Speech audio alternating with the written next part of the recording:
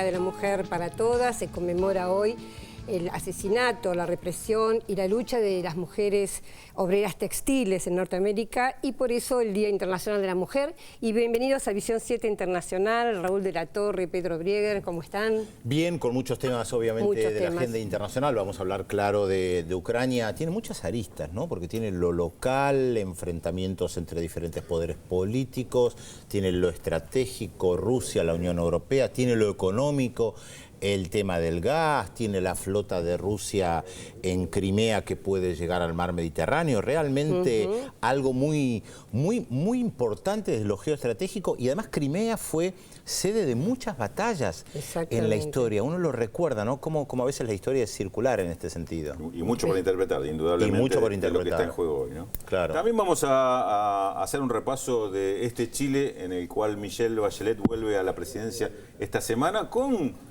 varias curiosidades, ¿no? Porque no vuelve con el fin de repetir un mandato, sino que en muchos sentidos va a tener que corregir algunas de las cosas que hizo durante su mandato, y esto va también de la mano de la nueva alianza que la lleva al gobierno en esta oportunidad, después de el mandato de Sebastián Piñera, pero con una Bachelet que promete un proyecto, poner un proyecto en marcha muy diferente al que realizó durante su mandato anterior, ¿no? Y la asunción es el martes 11 de marzo y el día siguiente va a haber reunión de UNASUR justamente pedida por Venezuela para tratar el tema de lo que está sucediendo en ese país. Así que también vamos a tener un informe, en parte revisando un poco este año desde la desaparición física de Hugo Chávez, y también charlando un poco sobre los acontecimientos en ese país. Por un lado Rusia, por el otro Estados Unidos y la Comunidad Europea disputan su hegemonía en medio de la crisis política de Ucrania.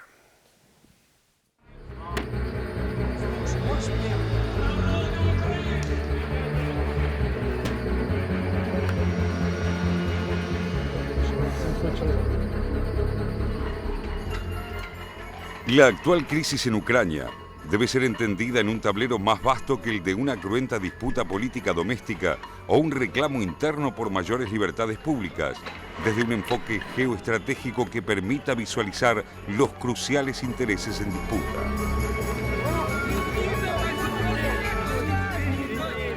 Aunque es cierto que la Guerra Fría terminó el 25 de diciembre de 1991 con la disolución oficial de la Unión de las Repúblicas Socialistas Soviéticas, también lo es que desde ese mismo momento, Estados Unidos y sus aliados de la OTAN vienen librando una sorda lucha contra Rusia para limitar su influencia en el este europeo y las zonas asiáticas adyacentes, así como controlar los valiosos recursos energéticos de la región. La estrategia occidental para evitar que Rusia recupere el control sobre los antiguos países de la órbita soviética adoptó varias modalidades en las 2 décadas transcurridas, que incluyeron tanto la oferta de incorporarse militarmente a la Alianza Atlántica como las promesas de integración a las bondades económicas de la Unión Europea.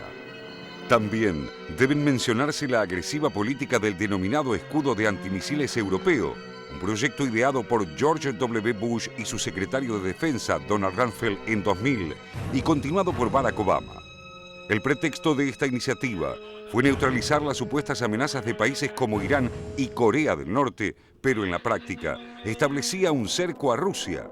Otro tanto hicieron las bases temporarias que Washington logró instalar en países como Kirguistán o en naciones ocupadas por sus tropas como Afganistán.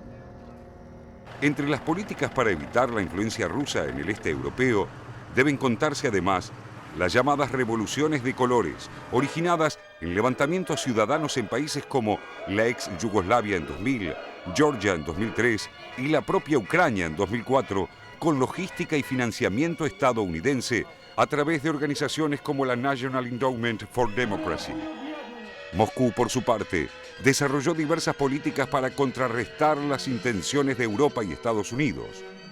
Desde el fin de la Unión Soviética, impulsó la denominada Comunidad de Estados Independientes, una alianza pensada para contener a todas las ex-repúblicas soviéticas con objetivos iniciales de cooperación económica, comercial, financiera, legal y de seguridad, y la aspiración de convertirse en un mercado común. Ninguna de estas metas, sin embargo, ha tenido hasta el momento más que un desarrollo nominal.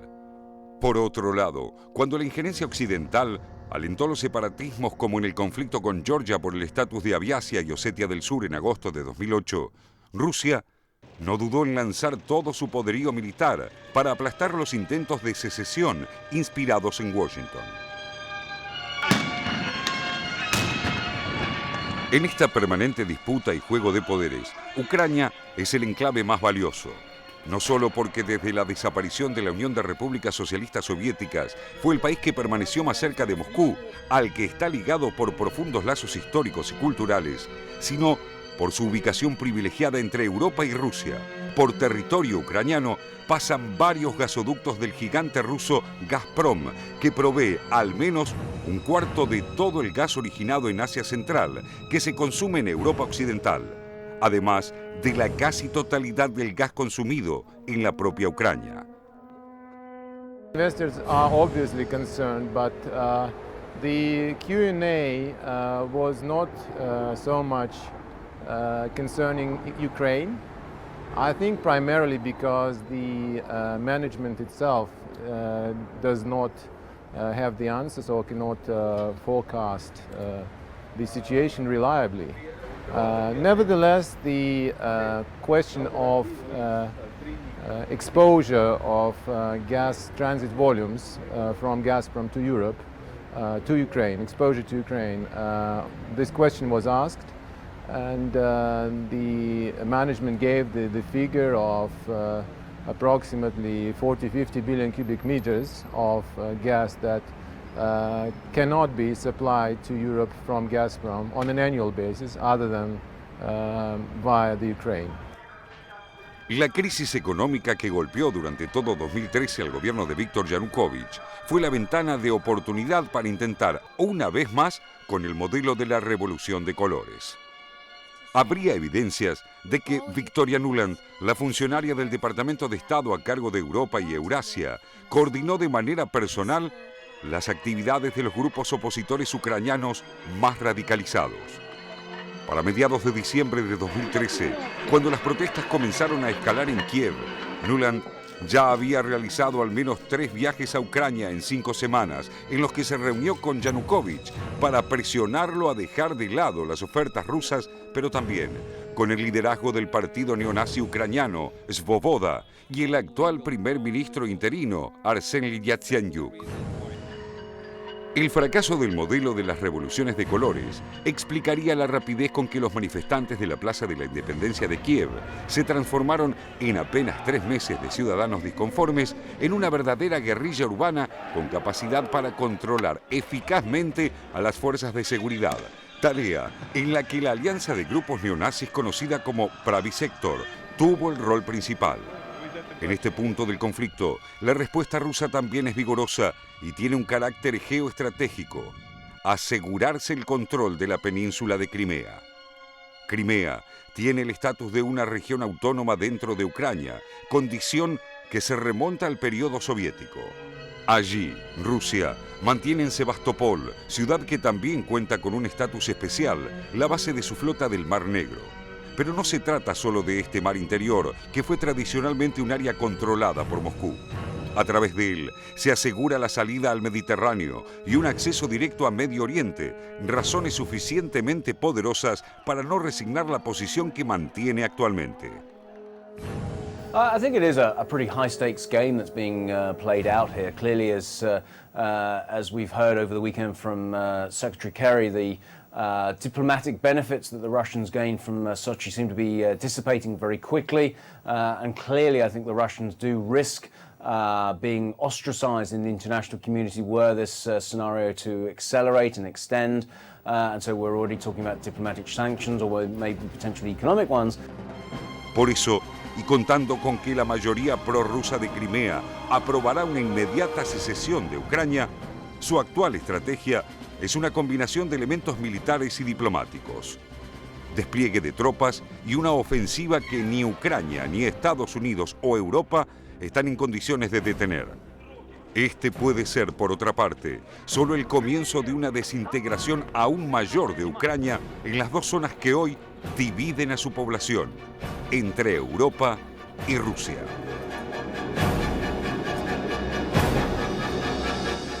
Qué complejo, ¿no? Yo estuve 2 veces en Ucrania, una en varias ciudades cercanas, aquí en Kiev y varias ciudades cercanas, y otra vez en Chernobyl, cuando justamente se cumplía un aniversario por el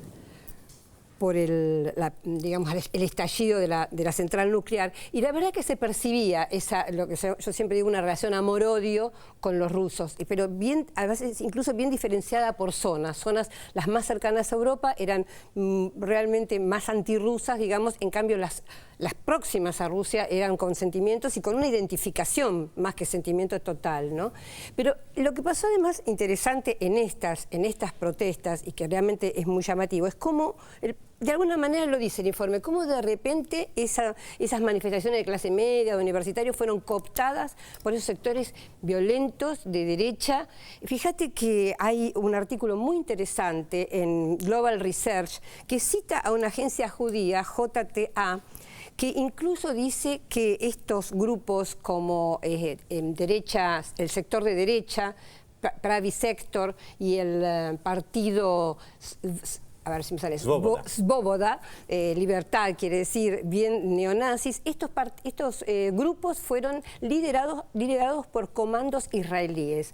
Entonces, realmente es sorprendente, esto dicho por una agencia judía de noticias, por eso digo, cómo ni Estados Unidos ni Israel dicen una sola palabra de que estos comandos de derecha neonazis, que salen con incluso esvásticas tatuadas en los pechos, los muchachos, fueran liderados y comandados por un grupo del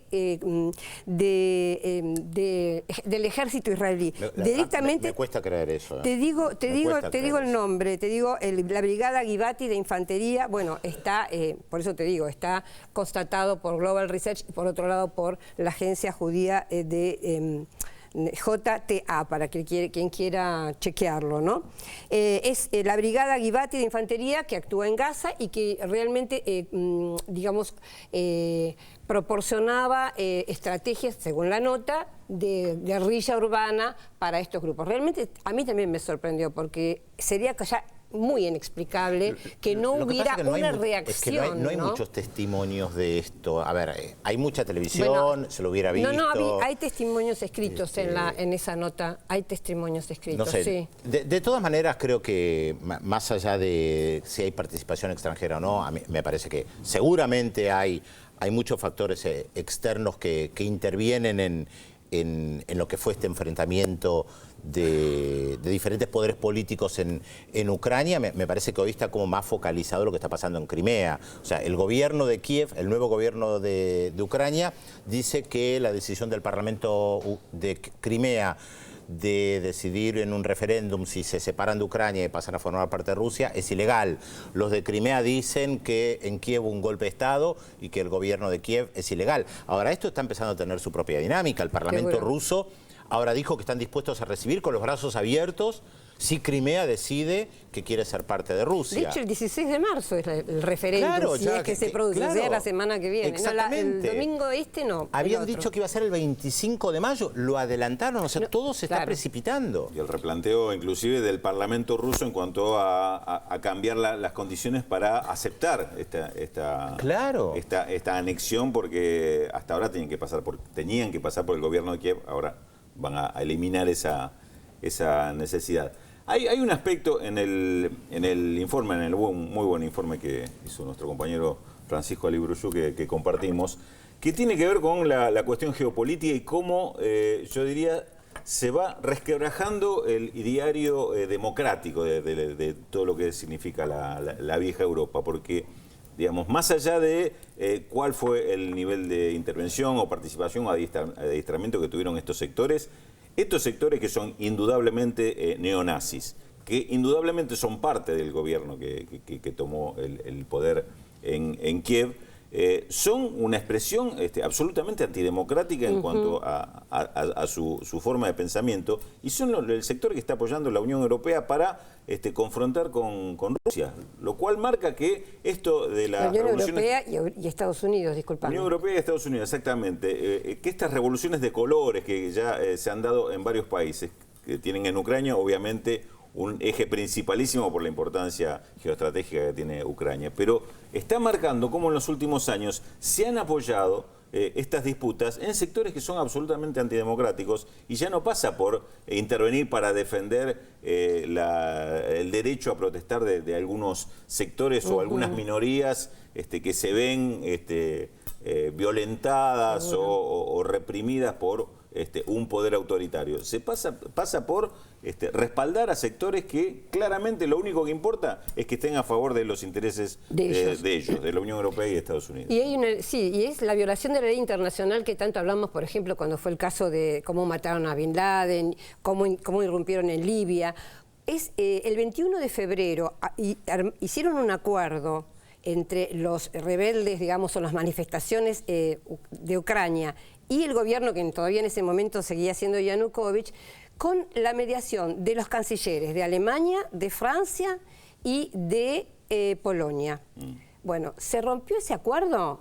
Nadie dijo nada, ningún canciller de ninguno de estos tres países dijo, no, perdón, hay alguien que tiene que cumplir este acuerdo.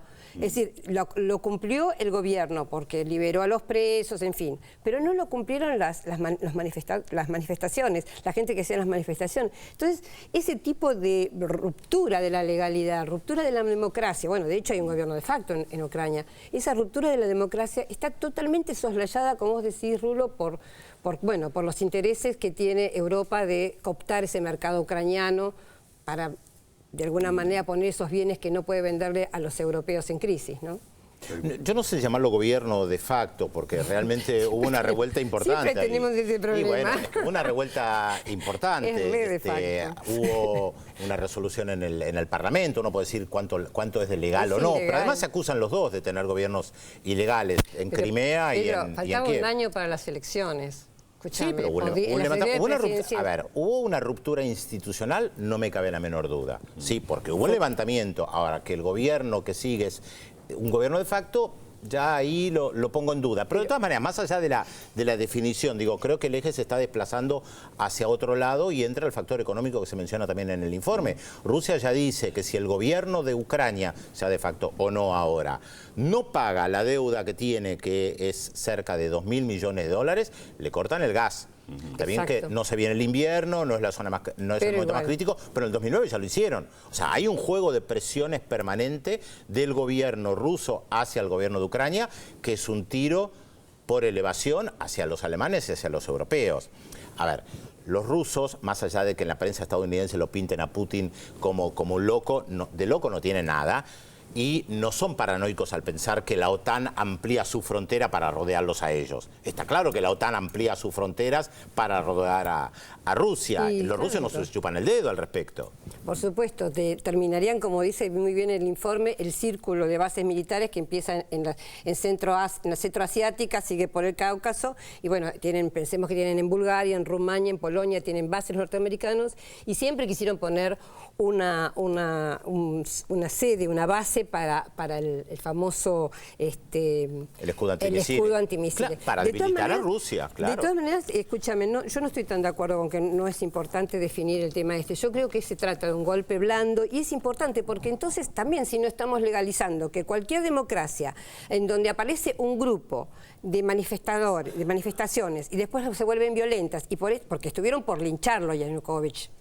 Se fue a Rusia, estuvieron por lincharlo. Digamos, y entonces este grupo violento toma por asalto el Congreso, toma por asalto la Casa de Gobierno y entonces, bueno, este gobierno ahora por la fuerza que tomó por la fuerza el poder ya se reconoce. Yo creo que habría que traer alguna vez a alguno de los profesores que se dedican al tema de revoluciones, levantamientos populares, qué es exactamente una revolución, qué es un levantamiento, qué es un gobierno de facto, cómo seguramente discutiríamos con ese profesor y tampoco nos pondríamos de acuerdo. O sea, no hay una regla, claro. A ver, España, grandes manifestaciones contra el ajuste.